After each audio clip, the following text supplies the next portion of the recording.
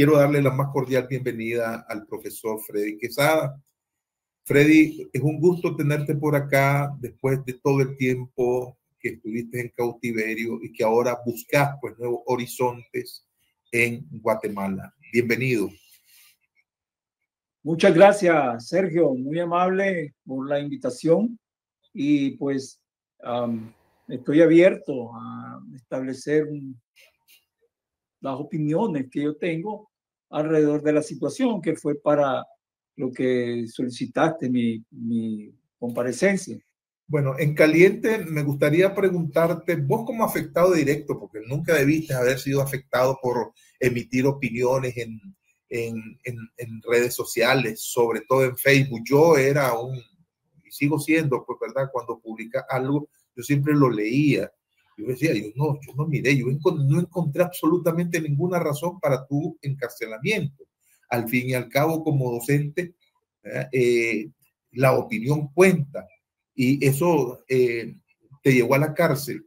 ¿Cómo reaccionás frente a esta noticia del acceso a la justicia universal para lograr poner en el banquillo de los acusados a Daniel Ortega y Rosario Murillo? ¿Cuál sería tu reacción a esta información? Pues mira, yo felicito el valor, el coraje y la audacia de este juez argentino, ¿verdad? Y de su equipo que impulsó esta iniciativa. Yo hace años escribí un ensayo, recuerdo yo, sobre los tipos de globalización, pero hace mucho, ¿verdad? Cuando la globalización estaba en su primavera. Yo decía que había ahí 3 tipos de globalizaciones y cada una de ellas tenía una velocidad particular. La más alta, la más rápida, era la globalización tecnológica y financiera, ¿verdad? Que pues se estaba desplegando en esta época, pues todo lo que después llegaría a ser la expansión tecnológica que hoy conocemos. Una segunda globalización era la globalización cultural, un poco más ralentizada, ¿verdad? Un poco más lenta, que era esta globalización cultural en donde se desplazaban, se movían y se expresaban, ¿verdad? Los grupos de identidad cultural que se volvieron después, en algunos casos, bastante intolerantes y que hoy conocemos como woke, como cortes. Y una tercera globalización, y aquí viene la relación con la pregunta y mi opinión. Una tercera globalización fue la globalización jurídica. Era la más lenta de todas, ¿verdad? Y en aquella época, con el juez Baltasar Garzón, un juez de origen español, ¿verdad? Hizo boom cuando reclamó la extradición de Augusto César Pinochet, que para esa época estaba en Inglaterra, él, ¿verdad? Y amenazó, y todos esperábamos también, que fuera extensivo a Fidel Castro, que todavía estaba vivo, y que las violaciones de derechos humanos que el juez Baltasar Garzón impulsó para extraditar desde Inglaterra a Augusto Pinochet y respondiera por sus crímenes, también buena parte de los comentaristas de la época esperábamos que cubriera también a Fidel Castro.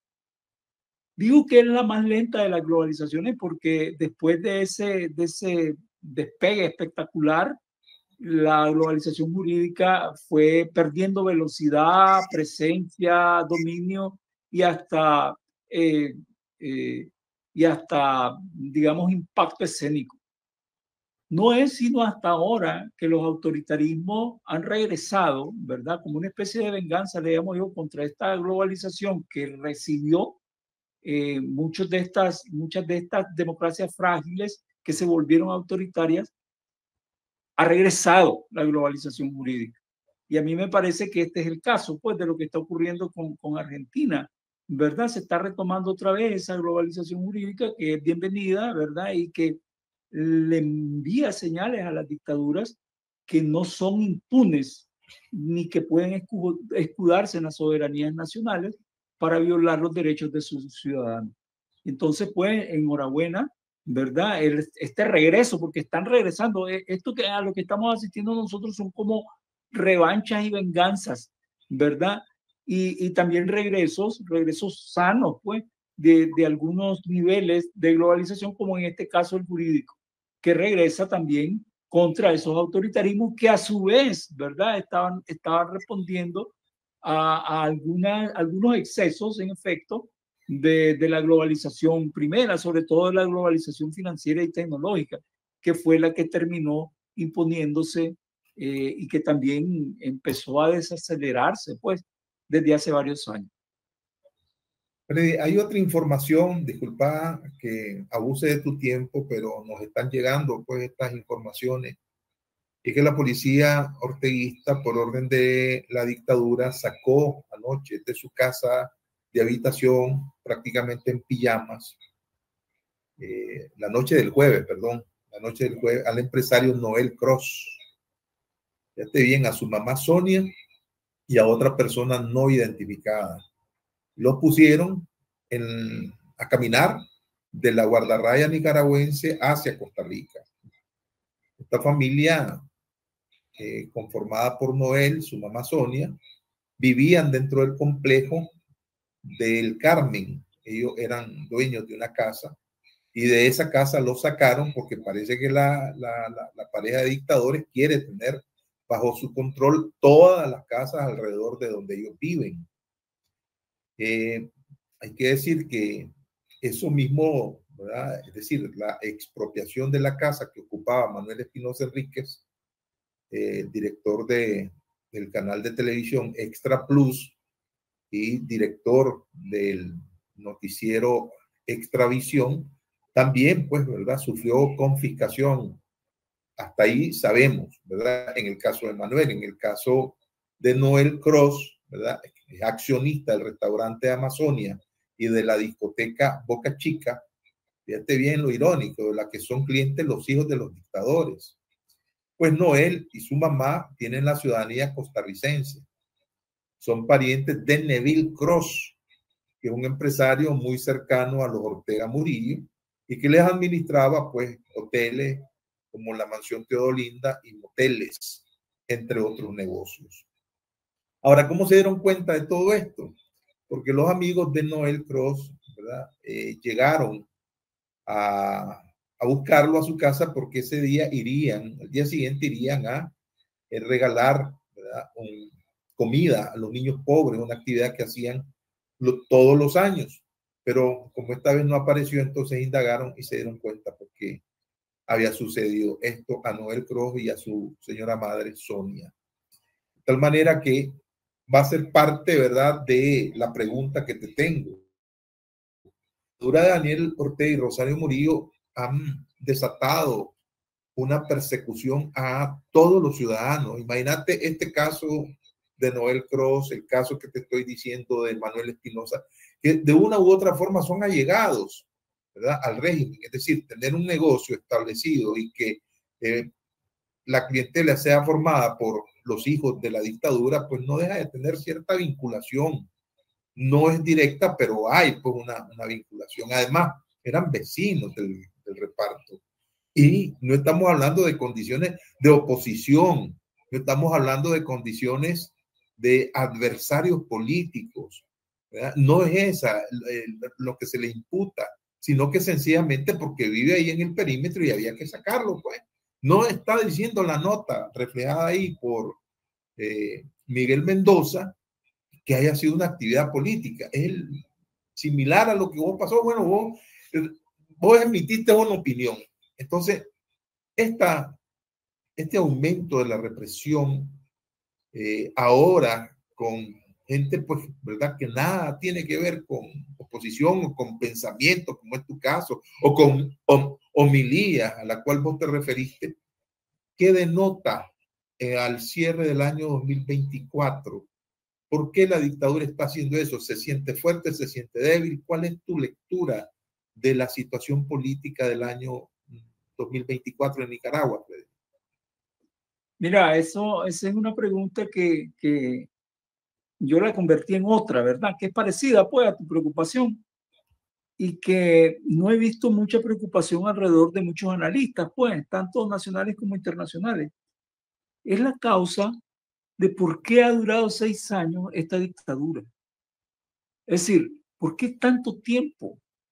Una vez Jaime Willow dijo, con 2 o 3 muertos, un gobierno, cualquier otro gobierno en el mundo cae en 2 o 3 días, o en un mes o 2 meses, creo que dijo. Y eso le cayó mal a la Rosalía Murillo y empezó a perseguirlo también. Le quitó IPADE y le hizo sanganada al hombre. Pero tenía razón, es decir, cualquier otro gobierno con menos hubiera caído más rápido. Este lleva 6 años haciendo tanta sanganada que es legítimo preguntarse por qué no ha caído. Es decir, y uno de sus deportes favoritos de la dictadura es abrir frentes, nuevos frentes por puro gusto, como este último caso del que acabas de hablar, pues, de don Noel Cross. Es decir, gente que nada tiene que ver, pues, ¿verdad? Es decir, son engullidos por este síndrome de Saturno o de Cronos, pues, según el dios, si lo vas a designar con el nombre romano o con el griego, ¿verdad? Es decir, ese devoramiento de sí mismo que está haciendo él. Y que algunos analistas, creo que es Oscar René Vargas el que cree que este es el fruto o esta es la causa de una probable implosión, ¿verdad? Pero el que yo no creo que caiga por sí mismo, pues tiene que haber dentro o fuera una pequeña causa que desencadene una cascada, una avalancha y que se venga abajo ese edificio. ¿Cuál es ese? Nadie puede saberlo, pues, ¿verdad? Eso es lo que algunos analistas llaman el efecto mariposa, una cosa muy pequeña, que incluso no puede ocurrir dentro de Nicaragua y ni siquiera puede ocurrir dentro de la dictadura. A lo mejor ocurre con la caída de Maduro, que todos esperamos, o con la negociación que pueda hacer la dictadura castrista con Trump, ¿verdad? Por la gran crisis que tiene encima esa isla, pues, que se está desbaratando sola. Es decir, cualquiera de esas cosas nadie la puede prever. Es decir, esos son escenarios imprevisibles. Nadie puede saber por dónde va a saltar la liebre. Pero la reacción que haya sobre cada uno de esos 3 países va a ser inmediata y espectacular. ¿Ya? Okay, pero y entonces me trasladas la pregunta. Es decir, ahora yo te la voy a trasladar a vos. Es decir, ¿cuál creemos que sea la causa por la cual haya durado 6 años esta dictadura? Si la podemos ir enumerando, pues. Mira, yo le llamo a esto una de las posibles explicaciones, que es una explicación, digamos, retorcida, ¿verdad? Y que nos arroja a una dimensión, no quiero decir irracional, sino a una dimensión no racional. Yo le podría, a ver, irónicamente yo le podría llamar una explicación cuántica, pues, es decir, porque nos lanza a un campo totalmente retorcido. ¿Cuál es? La idea de que lo que sostiene a la dictadura son esa gran cantidad de enemigos que quieren derribarla, pero que ninguno de ellos se decide hacerlo de primero. Yo le llamo a eso el síndrome de la adúltera, ¿verdad? Como en la parábola cristiana que todos conocemos, ¿verdad?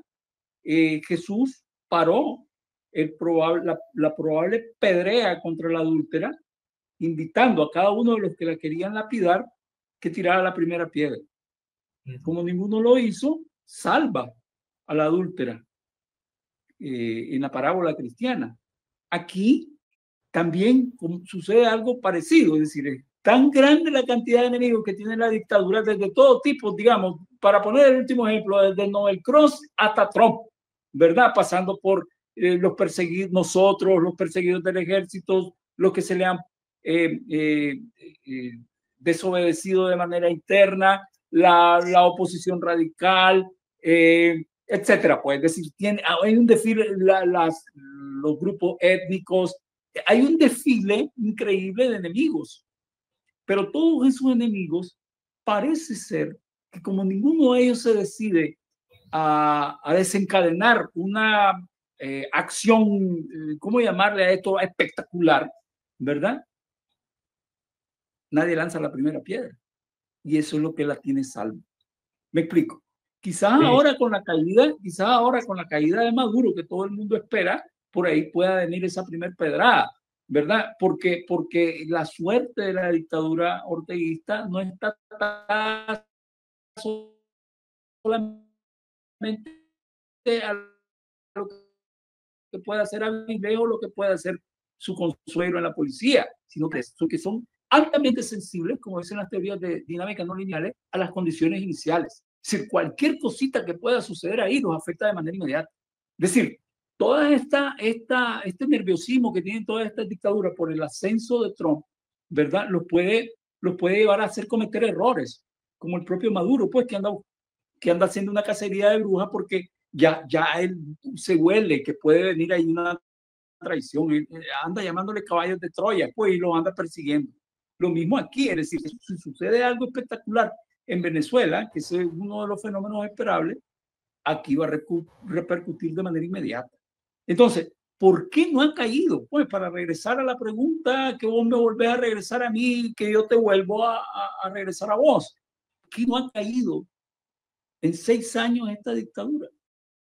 Porque ninguno de sus enemigos se ha atrevido a hacer una acción espectacular que tire la primera piedra y que haga llegarle la confianza a los demás para que terminen de lapidar a esa dictadura.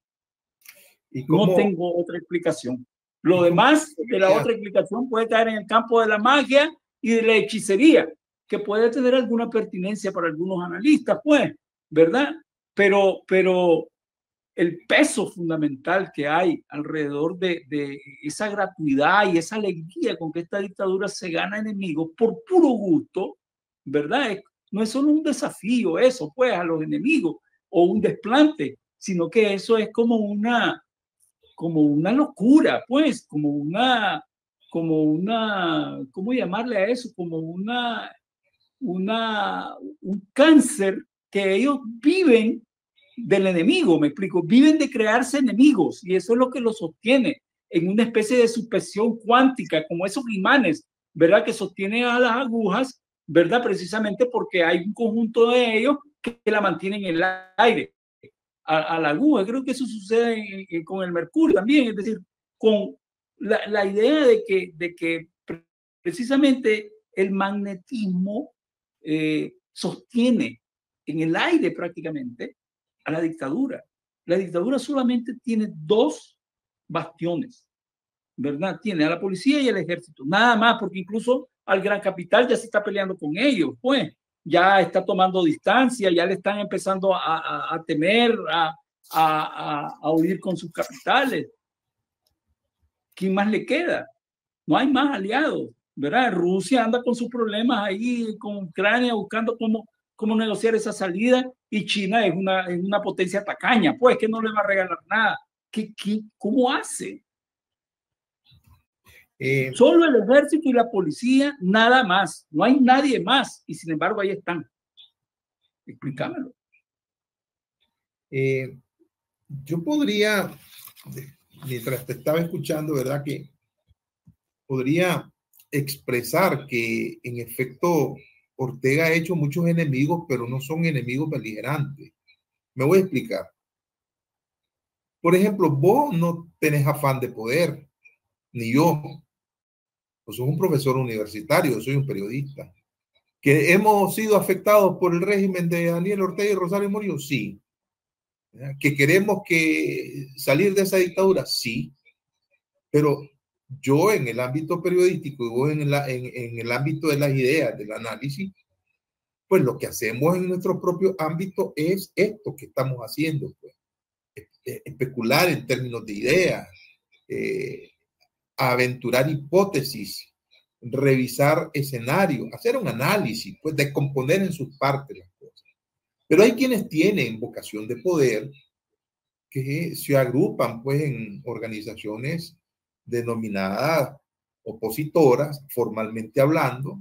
Puedo mencionar Concertación Democrática Nicaragüense, Plataforma de Unidad Democrática, Espacio de Diálogo y Convergencia, la Gran Confederación Opositora. Hay otras, ¿verdad? Pero digamos que esas son las más conocidas. Existen otras. Esas sí tienen una vocación de poder y una de las demandas que ha tenido el pueblo de Nicaragua es que no han podido articularse. Ni siquiera menciono ya la palabra unirse. No han podido articularse. Algunos de ellos dicen que sí están articulados pues en algunas acciones, ¿verdad?, que han venido realizando cada quien con su parte. Pero ahora, ¿de qué forma estas organizaciones que tienen esta vocación de poder podrían decidirse a lanzar la primera piedra como para que eso genere un efecto dominó? Si la tesis política de todo ello ha sido un salir de la dictadura de forma pacífica, y otros argumentaban o adelantaban la tesis de salir de la dictadura de manera electoral. Bueno, de manera electoral la misma dictadura se ha encargado de anularlo, de cerrar esa vía. ¿Qué otra vía queda, Freddy? Es decir, ¿cuál sería esa pedrada? ¿Verdad? ¿Cómo la vislumbras vos? No, yo no lo sé, no lo sé. Yo creo que es una actitud muy sana abrirse a las posibilidades, no a todas, ¿verdad? Pero digamos a un grupo de posibilidades que los gringos llaman clúster, ¿verdad? Es decir, que están alrededor de como de un eje, ¿verdad? Puede ser, ¿cuáles son? 2, 3 posibilidades dentro de escenarios combinados, ¿verdad? Entre lo que deseamos y no deseamos y los escenarios reales. ¿Cuáles son los escenarios reales? ¿Qué hay? El escenario real es como que las cosas no cambiaran, pues como que subieran el curso que estamos viendo ahorita nosotros. Ese es el escenario real. Es decir, que siga, eh, que siga la dictadura con sus atropellos al ritmo que tienen ellos, pues ahorita, que las cosas se mantengan como están. Digamos, a eso le vamos a llamar el escenario real. El escenario indeseable es que todas esas cuotas de represión suban en cada uno de estos países, pues, que están vinculados entre sí, que la dictadura Ortega Murillo eleve más la parada todavía. No sabemos cómo puede ser eso, pero ellos inventan cada nueva crueldad y para eso se especializan, ¿verdad? Que salga Maduro airoso después del 10 de enero, ¿verdad? Y que se recomponga, digamos, la dictadura castrista, pues con la ayuda de México, que le reenvíe el petróleo otra vez, ¿verdad? Y vuelvan ellos a obtener un tercer oxígeno, pues parecido al que ya obtuvieron con la Unión Soviética, con la propia Venezuela, y que ahora sea México, pues, el que los mantenga con el petróleo. Es posible, pues, que ese sea un escenario indeseable. Es una posibilidad.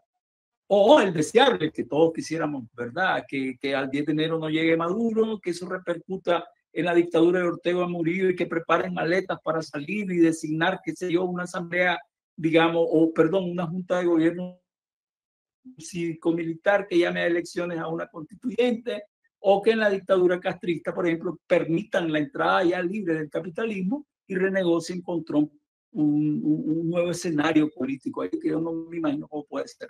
Pero todos esos, digamos, escenarios deseables, indeseables y reales,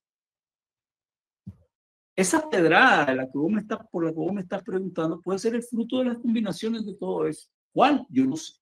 Eso va a ser el fruto de pesos, de combinaciones distintas y de mezclas desiguales que van a haber en algún momento, que nadie puede prever. No sabemos si eso va a ser para bien o para mal. ¿Qué debemos hacer nosotros? Estar prevenidos, por lo menos entre 2, 3 de esos escenarios que pueden ser mezclas del indeseable, un poquito optimista en el deseable o la continuidad del real, ¿verdad? Esperando esa pedrada. Pero nadie puede preverlo, ni con fecha ni con certeza. Lo único es que hay que prepararse para ellos. Es lo más que se puede decir. El que salga diciendo cualquier otra cosa, a mi juicio, ¿verdad?, puede correr el riesgo de parecer un hechicero, pues, es decir, de parecer un apostador, que lo que hace es apostar, pues, para ver si sucede lo que espera. Pero estamos abiertos a lo incierto, como dice una filósofa española, ¿verdad? Estamos abiertos a lo incierto. Eso es lo único seguro que hay, que no estamos seguros. En el campo este de la sugerencia que podés, a partir de la lectura que vos estás haciendo de estos tres, digamos, escenarios que no están, es decir, que se relacionan entre sí, el deseable, el indeseable y el real. ¿Dónde ves en estos escenarios a los opositores nicaragüenses? que puedan ser aquellos que alienten o tienen la primera piedra, pues, tomando tu ejemplo.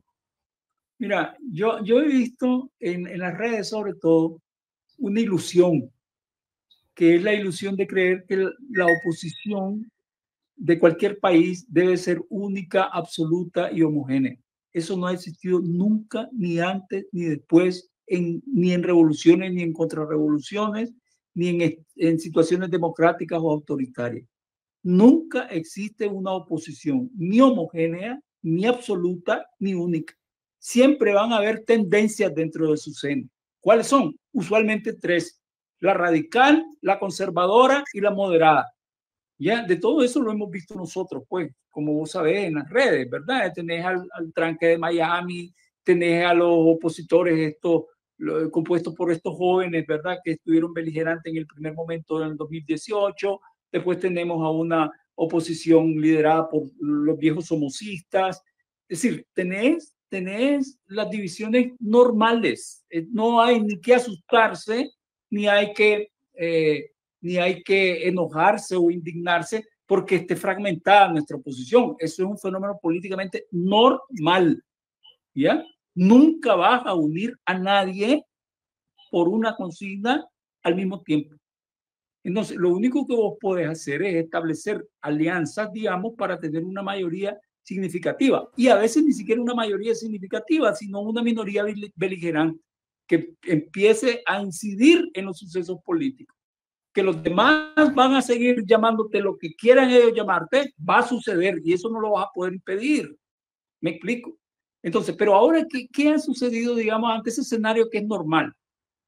Que nosotros vivimos en una época, y eso sucedió en el 2018, en una época en la que el paradigma de la diferencia estaba por encima del paradigma de la contradicción. El paradigma de la contradicción es simple y es sencillo, ¿verdad? Vos tenés a un enemigo y a ese enemigo vos vas a buscar cómo destruirlo, bajo cualquier forma, bajo cualquier medio. Es sencillo. Ahora, ¿cómo podés eliminar a un enemigo vos? Neutralizando al vacilante o ganándotelo, ¿verdad? Y incrementando las filas de tus y combatiendo contra el enemigo. El universo del paradigma de la contradicción es un paradigma que incluso puede ser un poquito más complejo dentro de ciertos esquemas intelectuales, como el marxismo, digamos, ¿verdad? Pero en el fondo el esquema de la contradicción es amigo-enemigo, nada más, como el esquema del que hablaba Carl Schmitt, un asesor político de Hitler. Pero es cierto, el universo del paradigma de la contradicción es amigo-enemigo. El de la diferencia no.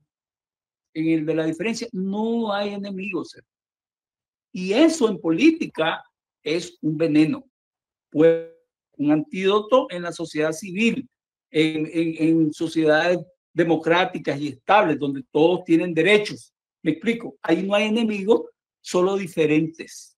Si yo tengo un problema con otro diferente, voy a los tribunales y ahí resuelvo mi litigio con él. ¿Está claro? Eso es lo que hacen las democracias, pues, ¿verdad? Pero con el paradigma de la diferencia se llegó más lejos. ¿Cuál fue el paradigma de la diferencia? El que no habían enemigos, es decir, lo que habían eran otros diferentes al que había que respetarle sus derechos. Y el que no respetaba los derechos o el que no respeta los derechos de esos diferentes, sí hay que perseguirlo, encarcelarlo e incluso eliminarlo. Y ahí dieron la vuelta completa. Me explico. Los diferentes regresaron al paradigma de la contradicción, persiguiendo al enemigo de los propios derechos de cada uno de ellos.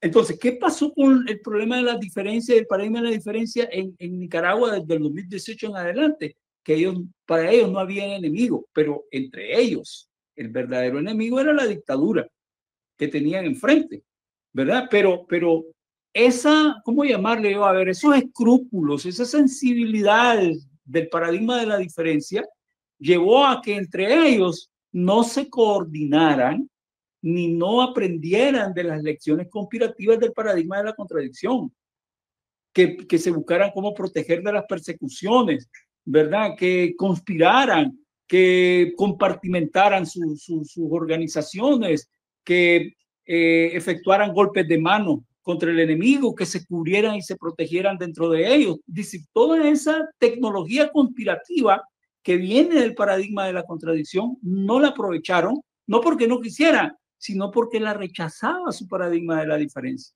Y entonces ese paradigma de la diferencia también tiene un problema interno, es el problema de la subdivisión. Un diferente puede subdividirse en otro diferente y otro diferente, entonces va a entrar a una atomización en lo que vos vas a ver es un desmenuzamiento de organizaciones en las que se atomizan una tras otra, de tal manera que después se va a ver imposible de coordinar alguna acción colectiva.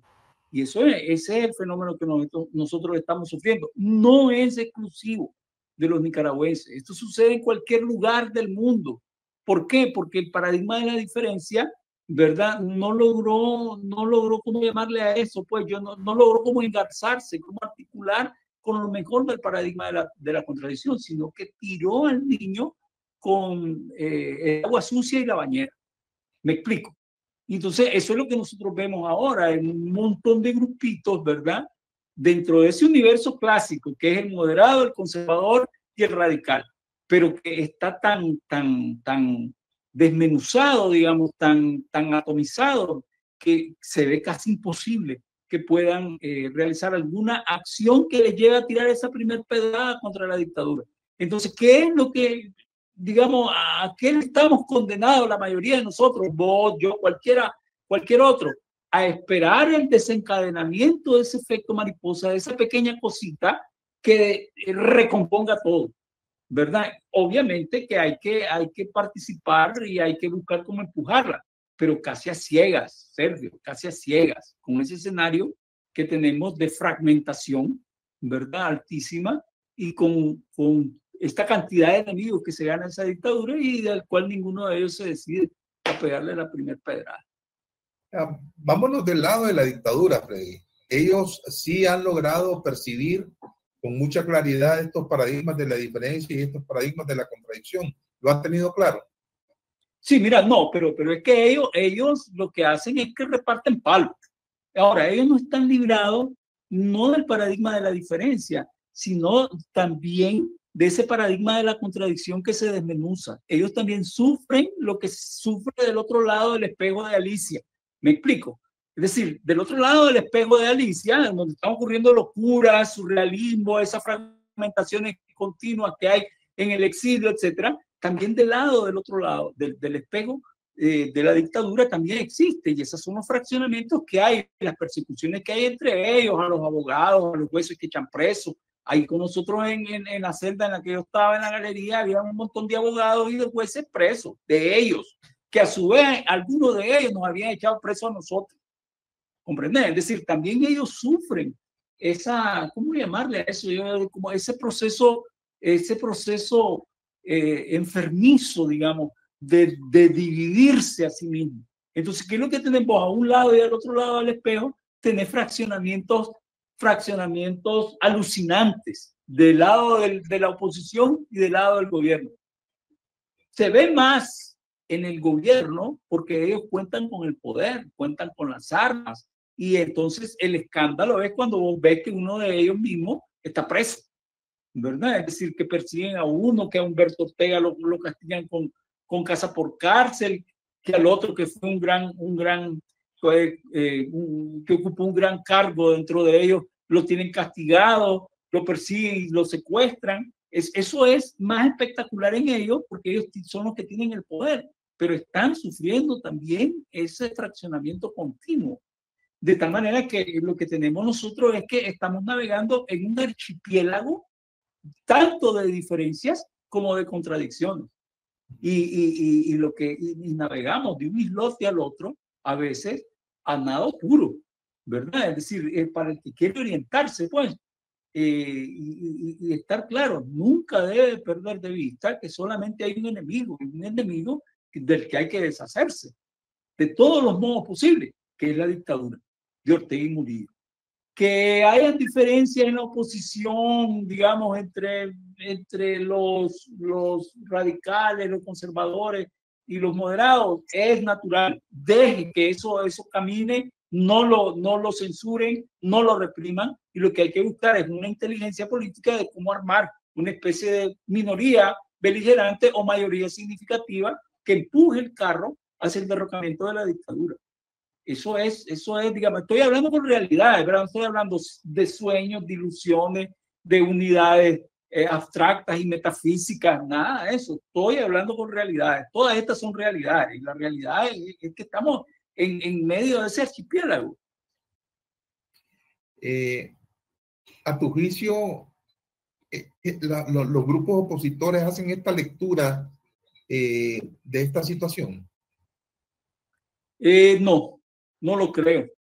No lo creo. Ahí lo puedes ver en las redes. ¿Vos por qué? Porque a veces le dan más importancia a las diferencias que tienen entre ellos que a la diferencia y contradicción que tienen contra la dictadura, ¿verdad? Por ejemplo, mira, con las declaraciones y la denuncia que hizo Marlon Sáenz sobre la muerte de Alexis Argüello, ¿verdad? Eso volvió a reactivar otra vez las contradicciones, ¿verdad? Que hay en la oposición, porque toda la gente, digamos, que sigue a Dora Argüello, ¿verdad?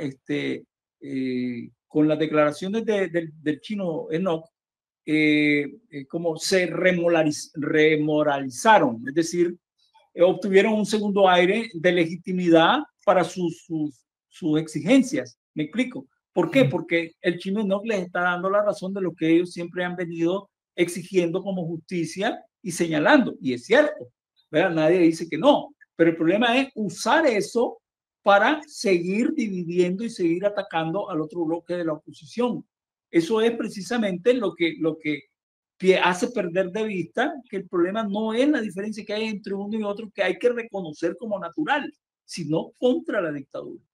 Que a su vez la dictadura también está sufriendo sus propias contradicciones internas, porque ese es lo que René le llama implosión, pues, ¿verdad? Es decir, que se están devorando a sí mismos ellos, pero que no terminan de morir. Son como esos zombies jodidos, ¿verdad? Que están enterrados, salen de la tumba, extienden las manos buscando a quien ahorcar, ¿verdad? Pero sin dirección y sin sentido. Y que lo que nosotros deseamos es que vayan hacia el abismo esos zombies y se desnuquen ahí. Pero hay que empujarlos, porque solos no creo que lo consigan. Ok, hablemos ahora un poco del aspecto internacional. ¿Cómo ves que viene el señor Trump? Hay dos escenarios, ¿verdad? O dos hechos, ¿verdad? Que van a marcar de una forma u otra el derrotero de las naciones en el continente. Me refiero a lo que pueda ocurrir en Venezuela y a lo que pueda ocurrir con Donald Trump en la presidencia de los Estados Unidos. Pues, él ya ha nombrado su equipo de trabajo que va a estar al frente de esta problemática. ¿Cómo ves vos eso? Mira, pues voy a decir una cosa que va a caer muy mal a cierta intelectualidad bien pensante, ¿verdad? Y a ese tipo de intelectuales dandy, le llamo yo, ¿verdad? Que son muy elegantes, ellos hablan muy bonito en las fiestas, pero que apenas oyen algo disonante, lo suelen censurar. Donald Trump, como el Cid campeador, está ganando batallas, no después de muerto, ¿verdad? Como sería el caso, sino antes de asumir el poder. Me explico. El hombre no ha asumido el poder y está ganando un montón de batallas. ¿Por qué? Porque los enemigos de Trump, o los que puedan ser considerados por él enemigos, están viendo que el hombre se viene con una energía y una categoría, ¿verdad? En lo que dice que ni siquiera le van a dar la oportunidad de probar, ¿verdad? Porque ellos mismos se rinden. Es decir, el principio del Cid campeador, pues no sé si vos conoces eso, ¿verdad? Sí, claro, el campeador sí. ganaba batallas después de muerto, pues, porque lo usaban a él como bandera, como estandarte. Entonces, los moros se rendían, pues, a su paso. Entonces, con Trump sucede algo parecido, ¿verdad? Si no ha llegado al poder el hombre y por el prestigio, ¿verdad? O qué sé yo, por el miedo, por el temor, como querrán llamarle, o porque son hombres de potencias, ¿verdad? Se rinden a su paso, ¿verdad? Y esto es lo que está pasando en Venezuela también, es decir, a quien está teniendo Maduro no es a dónde, Ya, era Trump. Y, y, está sucediendo algo parecido también en otros países, pero el propio Trump tiene su agenda, pues, y la agenda fundamental de Trump, a mi juicio, ¿verdad? Esto es una opinión, es derrotar, cómo derrotar, no derrotar, sino cómo impedir, digamos, que China que China lo supere como potencia. Eso es lo que debe estar en su agenda. Todo lo demás está derivado de esa preocupación. Incluso el área latinoamericana, incluso Rusia, ¿verdad? Que a mi juicio también va a buscar cómo solucionar ese problema entre rusos y ucranianos, ¿verdad? Para ponerlo al servicio de sus objetivos de impedir que China le gane la competencia. Porque la nueva Guerra Fría, ya estamos en ella, no es una guerra fría militar o ideológica como la del siglo pasado, la del siglo XX, sino que es una guerra fría comercial, ¿verdad? Es una batalla entre potencias por el mercado mundial. Es una batalla, una guerra fría comercial o una guerra caliente, le llamaría yo, pues, comercial.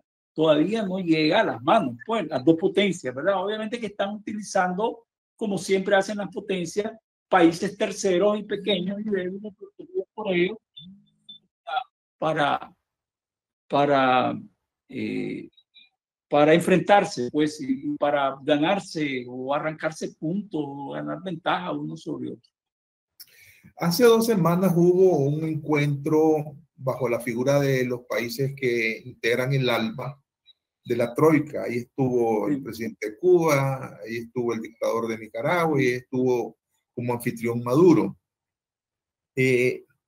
Esa reunión es altamente significativa. Pues. Lo digo por el hecho de que el mismo Ortega, sabiendo que tiene problemas serios de movilidad, pues se aventura a meterse en un avión y a actividades protocolares. Este asunto de la reunión, ¿por dónde crees vos que vengan ellos? ¿Van a negociar? ¿Tienen una propuesta? ¿Van a enfrentarse abiertamente a esta posición de Trump? ¿Por dónde vienen ellos, Freddy? Tengo una llamada. Tengo una llamada urgente. ¿Me puedes dar un minutito? Lo que pasa es que estamos al aire. No sé si al responder esa llamada, ¿verdad? Pues, Se te vaya pues no, voy a esperar, voy a contestarte. Mira, yo no sé, esa reunión que hubo del ALBA, esa es una reunión, yo no sé cómo llamarle a eso, pues como una reunión de consuelo entre tres dictadores temerosos, pues que están buscando cómo coordinar acciones a la defensiva para lo que se le viene. Es como te digo, ellos a quien los reúne es Trump. Trump que no ha entrado todavía, ¿verdad? Es decir, ellos están buscando cómo coordinar actividades, acciones. Ahora, eso lo pueden hacer desde sus celulares, ¿verdad? Eso no claro, una teleconferencia, pues. Sí, vos no necesitas moverte, pues, de un país a otro, pero en este caso ellos quieren darle una teatralización a ese encuentro. Pero ese encuentro es sobre un cadáver, pues, que es el ALBA, que no existe más que como una máscara, ¿verdad? Ya no funciona, ya no cubre a nadie, no subsidia a nadie, no tiene nada, pues, que ofrecer. Pero sí una especie de teatro para hacer ver que hay una estrategia de las dictaduras para defenderse de lo que viene. Es decir, fue un encuentro defensivo. Me explico. A ver cómo se ayudan entre ellos ante una eventual ofensiva de lo que se pueda venir. Y eso es lo que está pasando. Pues, si vos ves Maduro, está en apuros. Bueno, no, están dando como palos de ciego, ¿verdad? Pero todo lo que vos ves es una lógica defensiva, totalmente. ¿Verdad? Eso que dijo Diosdado Cabello, ¿verdad? Cómo ha ido degradando el discurso, ¿verdad? Que decía, aquí no van a entrar los gringos, aquí ya pueden entrar, pero no van a salir. Está como rebajándose, ¿verdad? Todo el discurso, y lo que vos estás viendo ahí es una concepción totalmente defensiva, que un poquito más, y eso va a ser una estampida, pues, un retiro desordenado, que es cuando realmente reciban un susto ahí, ellos, pues. ¿De quién? Yo no sé, pues, pero va a haber un susto ahí Y con eso es lo que está contando Mariana Corina Machado y González. Un susto que los haga salir corriendo, ¿verdad? ¿En qué será y cómo será? Yo no sé, y yo creo que nadie debe saberlo ahorita, pues. Pero eso es lo que se espera en estos días, antes del 10 de enero. ¿Cuál sería, digamos, tu reflexión frente a los grupos opositores, esos que te mencioné, tal vez alentándolos, pues, para que uno de ellos sea el primero en lanzar la piedra? ¿Cuál sería tu mensaje en concreto a ellos? ¿Verdad? No, Pero también, no. ¿cuál sería tu mensaje al pueblo de Nicaragua en esta fecha de cierre significativa, pues? Sí, muchas gracias, Sergio. Mira, yo prefiero abstenerme y suspender cualquier tipo de llamado y de recomendación, porque lo que haría es caer en el lugar común, ¿verdad? Es decir, ¿cuál es el lugar común? Miren, muchachos, pongan sus diferencias, ¿verdad? Reúnanse en una asamblea, voten por una estrategia única o consensúen algún tipo de plataforma mínima. Son lugares comunes, pues no lo van a oír. Lo mejor que se puede recomendar en ese caso es dejar que sigan siendo lo que son, ¿verdad? Porque eso es, en política es normal. Siempre va a haber una ala dura, una moderada y una conservadora. Pero no, eso no lo puedes evitar. Es decir, ¿qué podés recomendar? Que sigan siendo lo que son. yo agradezco a Freddy por haber estado con nosotros y nos vamos a encontrar mañana, pues, en otro programa de la Mesa Redonda. Tengan ustedes muy buenas tardes.